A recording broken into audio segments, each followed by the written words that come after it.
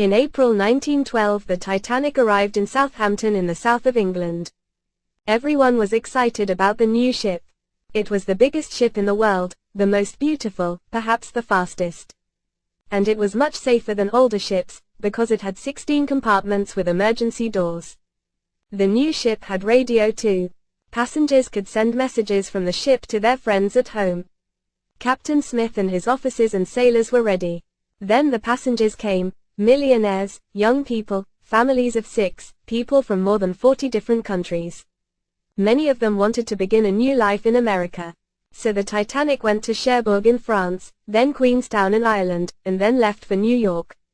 There were 2,224 people on the ship, but there were lifeboats for only half of them. But that did not matter. The Titanic was unsinkable. It was the 1st of September 1985. Under a ship in the North Atlantic, a camera moved through the dark water. Slowly, the camera went down, 1,000 meters, 2,000 meters, 3,000 meters under the sea. On the ship, some sailors waited and watched. Nobody spoke. Then, suddenly, they saw something. There it is. Where? There. Look, I can see it. Yes, you're right. It's the Titanic. With the camera, the sailors could see a ship 3,810 meters under the water. It was a very big, old ship, and it was in 2 halves. They could see the front half of the ship with their camera, but the back half of the ship was 800 meters away. The sailors were all very happy. They took lots of photographs. The next year they came back with more cameras. The cameras went down under the sea and looked at the ship more carefully. They went all round the ship, and took hundreds of photos. Some of the cameras went into the ship too, through the windows. Later there was a film about the ship. People all over the world watched the film, and saw the photographs in newspapers. But who built the Titanic? What happened to it? Why did it break in 2 halves, and sink to the bottom of the sea? And what about the people on this ship? What were they like, and what happened to them? This is the story of the Titanic. More than 15,000 people built the Titanic in Belfast, Northern Ireland. They began building it in 1909, and finished it in 1912. The Titanic was the biggest ship in the world, 46,328 tons, 265 meters long, and 28 meters across. It had 3 big engines, and it could go at 23 knots, 46 kilometers per hour, so it was one of the fastest ships in the world, too. The Titanic was very safe. It had 16 compartments and 15 emergency doors. When the captain closed the emergency doors, water could not move from one compartment to the next one. The new Titanic is much safer than older ships, a newspaper said. The Titanic was a very beautiful ship. The rooms for the first-class passengers, like Mr. and Mrs. John Jacob Astor IV, were expensive hotel. John Jacob Astor was one of the richest men in the world. He was 47 years old, but his second wife, Madeline, was only 18. On the ship, Mr. and Mrs. Astor had 2 big bedrooms, a sitting room, and 3 more rooms. Mr. Astor and his young wife could eat in the beautiful restaurant, and talk to rich, famous people, like Benjamin Guggenheim, an American businessman, Colonel Archibald Gracie, a soldier and writer, and Mr. Isidor Straus, a businessman from New York, with his wife Ida. The captain of the Titanic, Edward Smith, came to eat with him too. There were many more rooms for the first-class passengers. There they could walk, read, smoke, and listen to music. The rooms for the second-class passengers were beautiful too. They were better than the first-class rooms on most ships. But most of the passengers had third-class tickets. These people were not rich. They were working people from England, Ireland, and many more countries. Carla Jensen was a 19-year-old girl from Denmark, and Anna Turja was 18 and from Finland. These 2 young women wanted to begin a new life in America. Third-class passengers had small rooms called cabins on E-deck, a long way under the first-class and second-class passengers. There were 4 beds in every cabin. Sometimes the first-class passengers walked their dogs on E-deck, because it had the longest corridors on the ship. But they did not talk to the third-class passengers. They had nothing to say to them. Dang den day. On the 10th of April 1912, the Titanic left Southampton in the south of England. The ship went to Cherbourg in France, and then to Queenstown, near the city of Cork in Ireland. A lot of third-class passengers got on here. Then the Titanic went west towards New York. On Sunday the 14th of April, Colonel Gracie got up early. He had breakfast, finished reading a book, and talked to his friends Mr. and Mrs. Strauss. On the boat deck, Mrs. Astor talked to Thomas Andrews, the designer of the Titanic. "I know all about this ship," he said. "Do you have any questions, Mrs. Astor?" "Yes," she said. "How many people are there on this ship?" "The boat deck." Thomas Andrews. Thomas Andrews took a book out of his pocket. "Let me see. There are 325 first-class passengers, like us, 277 second-class passengers, 706 third-class passengers, 908 officers and sailors, and 8 musicians. My goodness. We're like a small city, aren't we?" Mrs. Astor put her hand on a small boat on the side of the ship. "How many of these lifeboats are there?" 20. 20, Mrs. Astor said. "But, can all those people get into 20 lifeboats?" "No, of course not," Thomas Andrews said quietly. "But don't be afraid, Mrs. Astor. We don't really need the lifeboats, because the Titanic can never sink. It is the safest ship in the world." The president of the White Star Line, J. Bruce Ismay, was excited about his new ship. He talked to Captain Smith. "How fast can the Titanic go?" Bruce Ismay asked. "About 23 knots, Captain Smith answered. "But we're going about 18 knots now. We don't want to arrive in New York a day early, do we?" "Why not?" Bruce Ismay laughed. "Come on, Captain, let's get there early. The Titanic is going to be famous." Down on E-deck, the third-class passengers talked about America, in many languages. Carla Jensen was Danish, but there were 2 English girls and a Swedish girl in her cabin. Carla's brother Sven and her father's brother Niels were on the Titanic too. In Anna Turge's cabin there were 2 young Finnish women and some children. Milvina Dean was the youngest passenger on the Titanic. She was a baby, only 9 weeks old. Sidney Goodwin was 2 years old. He had a big family. Mother and father, 2 sisters and 3 brothers were all in the same cabin. Many passengers sent radio messages. In 1912, radio was very new. The 2 radio operators, Jack Phillips and Harold Bride, had a lot of work. In 3 days they sent 250 messages, and more messages from New York came in from Southampton and from ships. A lot of the radio messages from ships talked about ice. "Be careful, there are a lot of icebergs in the North Atlantic," the messages Jack Phillips said. But Captain Smith was not very worried. He only showed one of these messages to his officers. The Titanic did not go slower because of the ice. It went on across the Atlantic, at more than 20 knots. The passengers walked round the ship, they laughed and talked and ate in the restaurants. Everyone was happy and excited. The lights were on, and the music played. Mrs. Astor was right. The Titanic was like a small city, far away on a big, cold sea. On the night of the 14th of April, the weather was good and there were lots of stars in the night sky. The sea was quiet, but it was very cold. High up in the ship, 2 sailors, Frederick Fleet and Reginald Lee, looked out at the black sea and sky. The 2 men were very cold. At 11:40 p.m., Fleet saw something in front of the ship. It was very big and white, and it was not far away. "Iceberg, iceberg," he said on the telephone. "There's an iceberg in front of the ship." "Thank you," First Officer Murdoch answered. "Turn left, quickly," he told Robert Hitchens, the sailor next to him. But big ships turn much more slowly than smaller ones. And the Titanic was the biggest ship in the world. For 37 long seconds, nothing happened. The Titanic went towards the iceberg, 1,000,000 tons of ice, at 40 kilometers per hour. Then, very slowly, the ship began to turn left. Fleet and Lee watched, their mouths open. The iceberg came nearer and nearer.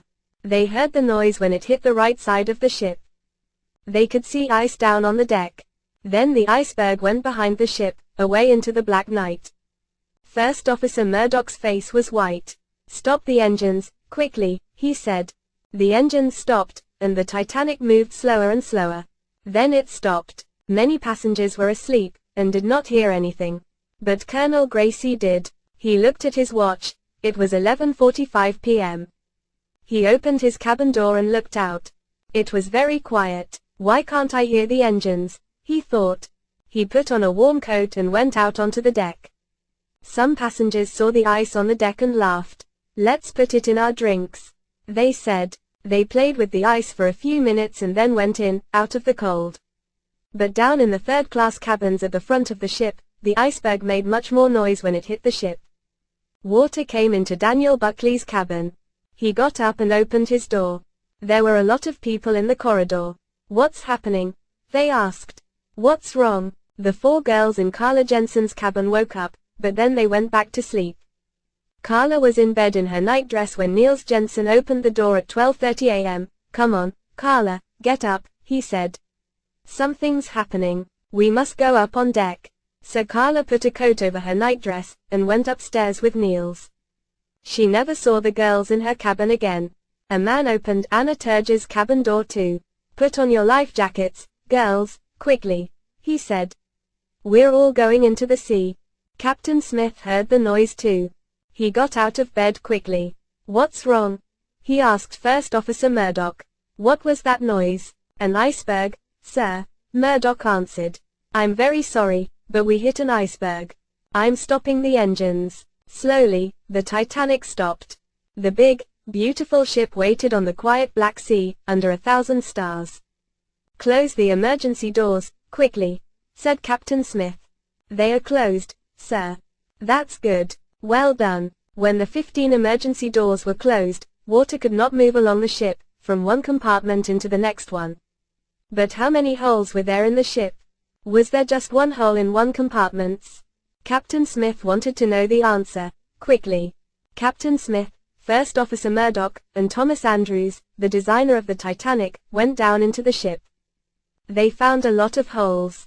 There was water in compartments 1, 2, 3, 4, and 5.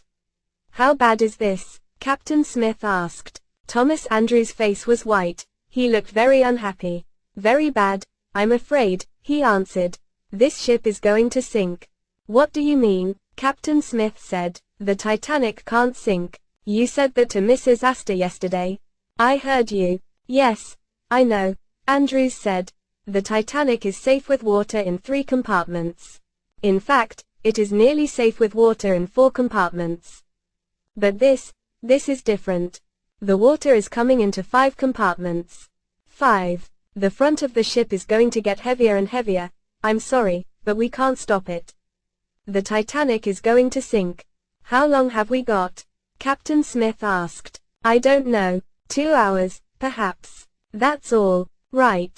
Give the passengers their life jackets, and get the lifeboats ready," Smith said to Murdoch.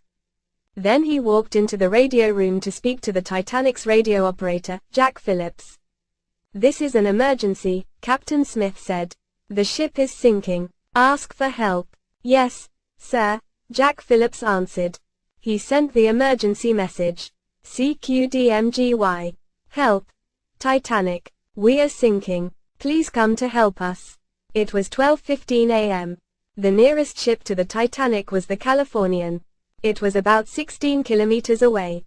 The Californian knew about the ice, so it stopped at 10:30 that night. At 11:10 the third officer, Charles Groves, saw the lights of a big ship on the right. The Californian tried to send a message with a light to the ship, but there was no answer.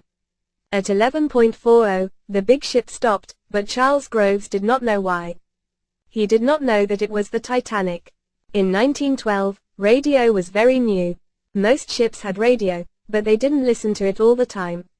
Cyril Evans, the radio operator on the Californian, went to bed at 11:30. So nobody on the Californian heard the emergency message from Jack Phillips at 12:15 a.m. People at Cape Race in America heard it, and one man heard it in New York. But for nearly 10 minutes, no ships answered the message. Then, at 12:25, the radio operator on a ship called Carpathia wanted to talk to the Titanic. "Titanic, I have a message for one of your passengers," he said. "Are you listening?" "Come at once," Jack Phillips answered. "This is an emergency. We need help. We are sinking. Shall I tell the captain?" The Carpathia's radio operator asked. "Yes please, quickly," Phillips answered. So at 12:35 the Carpathia began to go towards the Titanic. But the Carpathia was 92 kilometers away. From the Titanic, Captain Smith could see the Californian, but he did not know its name, and he could not talk to it on the radio. Jack Phillips tried to call it with the letters CQD and SOS, but nothing happened. Captain Smith tried to send a message with a light, but it did not answer. "It's no good," he said. "Send up the rockets." At 12:45 the first rocket went up into the night sky. It made white lights high over the Titanic. Every 10 minutes after that, a new rocket went up. On the Californian, Second Officer Stone saw the rockets. "That's interesting," he said. He told his captain, Captain Lord. But Captain Lord was tired, so he went to bed. Stone watched the rockets for over an hour.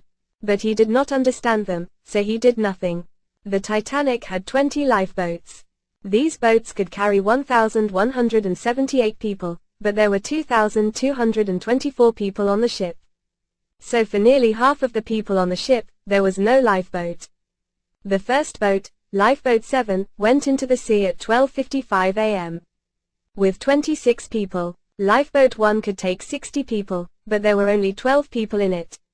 Lifeboat 6 had only 25 women and 1 sailor. The ship's officers helped the passengers with their life jackets. Women and children must go in the lifeboats, the officers said. Men must stay on the ship. But some of the women did not want to go. It was warm on the ship, and cold in the dark sea. Young Mrs. Astor was cold. She wore a life jacket over her beautiful blue dress, but she did not have a warm coat. She wanted to stay on the ship with her husband. "I don't need to go in a lifeboat," she said. "The Titanic can't sink. Thomas Andrews told me that." Mr. Astor sat on a chair next to his wife. "Let's stay on the ship," he said. "We're safer here than in that little boat." For half an hour Mrs. Astor sat with her husband. They watched women and children get into the lifeboats. They saw the sea come nearer and nearer. "It's no good," she said at last. Mr. Andrews was wrong. "This ship is sinking." Second Officer Charles Lightoller helped Mrs. Astor into 4. Mr. Astor wanted to go with her. "Can't I go with my wife?" he said. "She needs me, she's going to have a baby." "I'm sorry, sir," Charles Lightoller said. "These boats are for women and children. Men must stay here." Mr. Astor watched his wife go down into the sea in the lifeboat. "Don't be afraid," he said. "I'm going to be okay. We can meet in New York." "Goodbye, my love," she said. She never saw him again. Isidor Straus was 67 years old, and his wife was 63. "I'm not going without my husband," Mrs. Straus said. "Where he goes, I go." "That's okay," said Charles Lightoller. "He's an old man, so he can go with the women." "No," said Mr. Straus. "I'm a man. I'm staying here, with the men." So Mrs. Straus stayed with her husband on the Titanic. The lifeboats were on the boat deck, near the first class and second class passengers. Anna Turger ran upstairs from E deck towards the boat deck. "Stop," a sailor said. "You can't go up there." Anna did not stop, but the sailor closed the door behind her. There were hundreds of angry passengers on E deck, behind the closed doors. "Let us out," they said. "We're all going to die." Then Daniel Buckley and some more men broke the door, and ran up the stairs. A lot of men were afraid, and angry. "We must get on a boat," they said. But the officers on the boat deck had guns. "Stand back," they said. "Women and children only." But Daniel Buckley got into a boat and put on a woman's hat. When the officers looked into that boat, they saw only women there. Some third-class women passengers, like Anna Turger and Carla Jensen, got into the boats too. Carla was cold. She had no shoes, just a nightdress, a life jacket, and a coat. 18 of the Titanic's 20 lifeboats went into the sea. Some had only 10 or 20 people in them, but Lifeboat 14 had 5th Officer Lowe with 58 women and children. After that there were only 2 lifeboats, Lifeboats A and B, on the ship. Women and children only. Chapter 11. Finding the Titanic. The 8 musicians did not get into the lifeboats. They stayed on the Titanic and played music, happy music, for worried people. Benjamin Guggenheim, the rich businessman, and his friend watched the women get into the lifeboats. They stood quietly and listened to the music. Then they took off their life jackets and put on their best coats. "Now we are ready to die," they said. "Help the passengers," Captain Smith said to the sailors. The ship is going down. You can do no more. Thomas Andrews, the designer of the Titanic, said nothing. What could he say? Second Officer Lightoller and Colonel Gracie wanted to move lifeboats A and B, but it was not easy. Water came back along the ship, faster and faster. Lifeboat A went into the sea. There was nobody in it at first, but then some men got in. Lifeboat B went into the sea the wrong way up. Suddenly the ship moved, and Colonel Gracie and Charles Lightoller fell into the ice-cold sea. They went a long way under the water. I'm going to die, Colonel Gracie thought. Then at last they came up, and swam to Lifeboat B. But Lifeboat B was the wrong way up. They could not get into it, so they got onto it. Radio operator Jack Phillips was on top Lifeboat B, with Colonel Gracie, Charles Lightoller, and 26 more men. Radio operator Harold Bride was under Lifeboat B at first.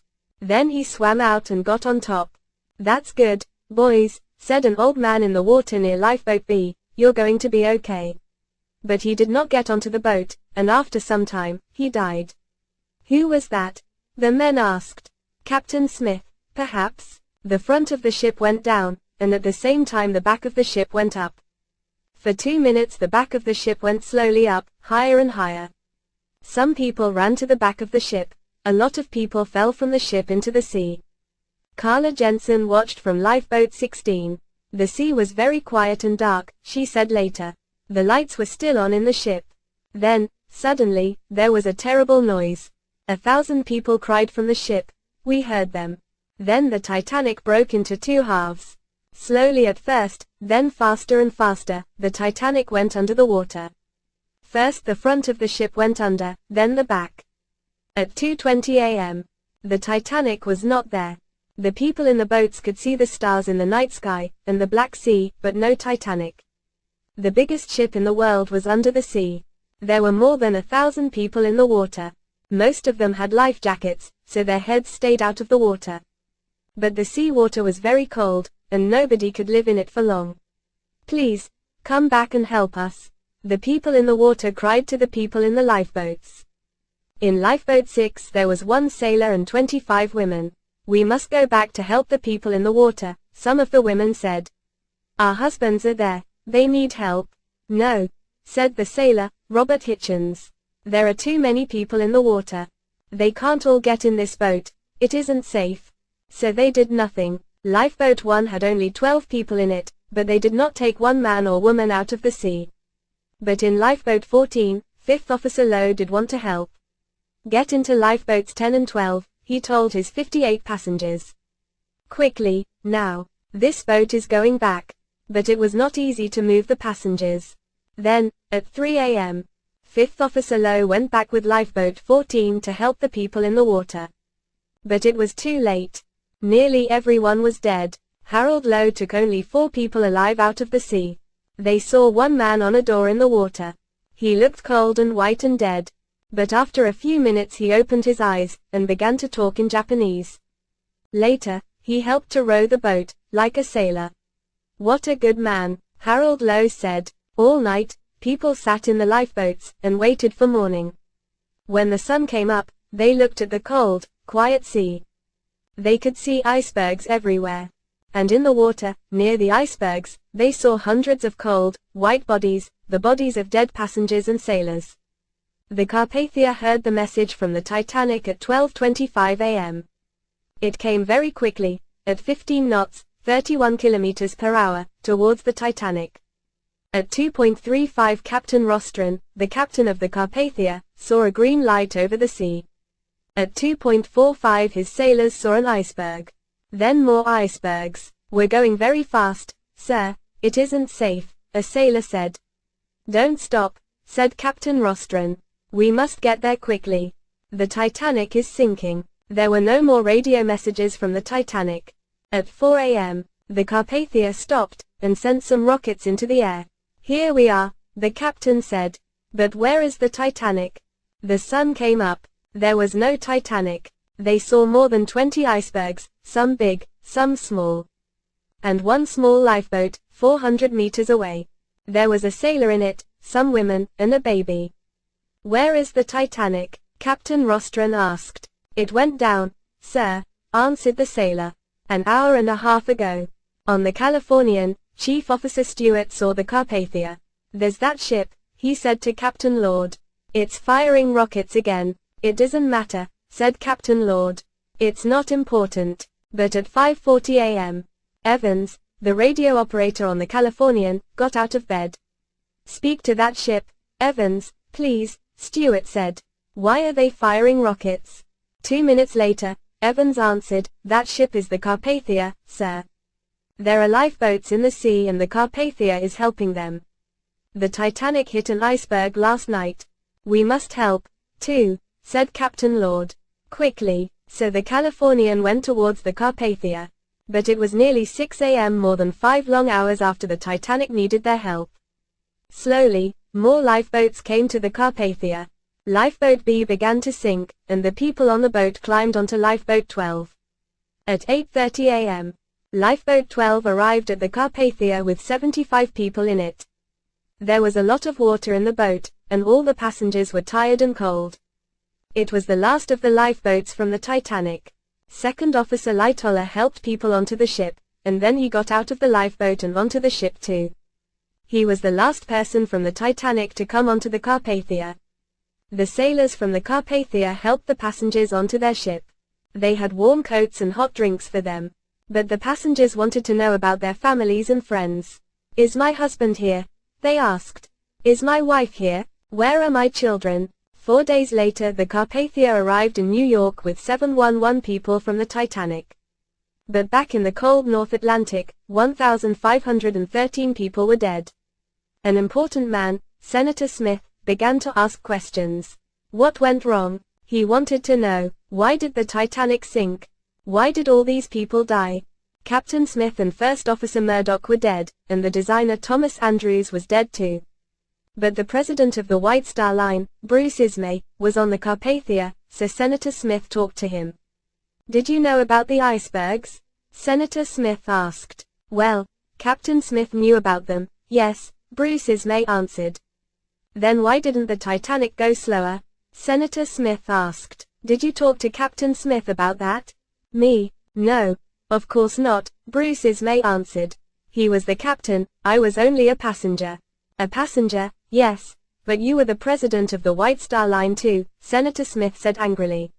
The Titanic was your ship, and 1,500 people died because the Titanic hit an iceberg.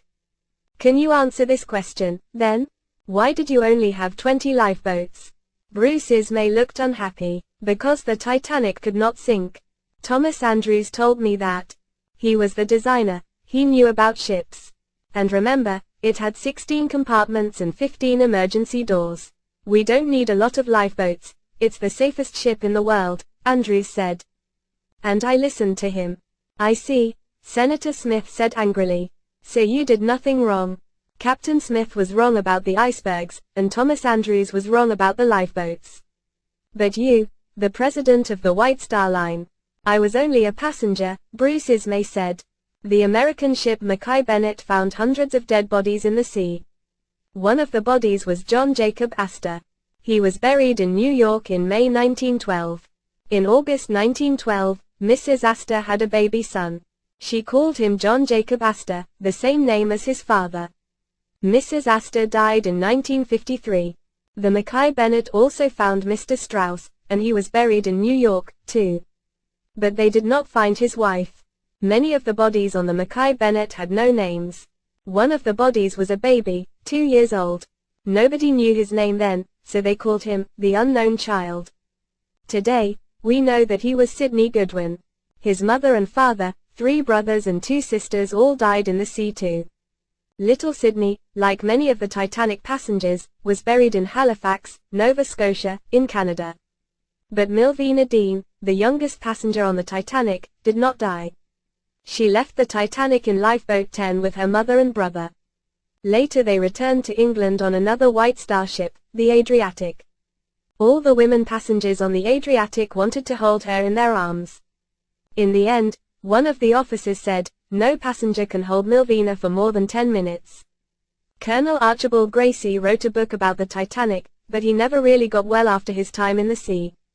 He died in December 1912, and his last words were, We must get them all in the boats. It was not easy for Anna Turger in America. She did not know any people there, and she could not speak English. A hospital doctor in New York wrote her name on her arm, and put her on a train to her brother in Ohio. But Anna was a beautiful, friendly young woman. She met her husband in Ohio, and they had 7 children. She died in 1982, aged 89. Carla Jensen went back to Denmark. She met her husband, and they had 3 children. She died on the 14th of March 1980, and she was buried in her old nightdress from the Titanic. Daniel Buckley went to France in 1914 to be a soldier. He died in 1918. Jack Phillips died from cold in the lifeboat. His friend Harold Bride, the second radio operator, went home to Scotland. He met his wife there, and they had 3 children. He died in 1956, aged 66. Fifth Officer Harold Lowe died in May 1944, in Wales. Second Officer Charles Lightoller had an exciting life. After the Titanic, he worked on a White Star ship called the Oceanic, but in 1914, the Oceanic sank too. Then he worked on a ship called the Falcon, but the Falcon also sank. In 1940, at the age of 66, he went with his son Roger in his small boat called Sundowner to Dunkirk in France. Sundowner was not much bigger than one of the Titanic's lifeboats, but it carried 130 soldiers home across the sea to England. Charles Lightoller died in 1952, in London, aged 78. Bruce Ismay went home to England, and the White Star Line finished their new ship the Britannic. But Ismay's later life was not happy. He could never forget the Titanic. There are many stories about the Titanic. A man called Walter Lord talked to hundreds of passengers and sailors, and in 1956 he wrote about them in his book, A Night to Remember. In 1957 there was a film of the book called A Night to Remember. Anna Turger went to see the film, but she could not speak English. So her son watched the film with her and told her about it. But Anna did not really understand about films. Those people with the film cameras, she said to her son when they came out of the cinema. They made this film when the Titanic went down. So why didn't they help all the people in the water? In 1985 Robert Ballard went to look for the Titanic, first on a French ship, and then on an American ship. He found the Titanic 3,810 meters under the sea, 531 kilometers southeast of Newfoundland. In 1986 and 1987 he went back with more cameras and made a film about the ship under the sea. In 1987 James Cameron saw this film and said, "I must make a Hollywood film about this." In 1995 he went to see the Titanic under the sea, and he got money to make his film. Cameron's film, Titanic, was very expensive. He needed $200 million for it. That is $1 million for every minute of the film. In the film, Kate Winslet, a rich girl, meets Leonardo DiCaprio, a poor boy. When the ship goes down the boy dies but the girl lives. Many years later, the girl is an old lady. She goes back to look at the ship under the sea, and tells her story. Not everything in the film is true, but most of it is. By 1997 most of the passengers from the Titanic were dead. But one woman, Milvina Dean, was still alive. In 1912, she was the youngest passenger on the Titanic, but in 1997 she was an old lady.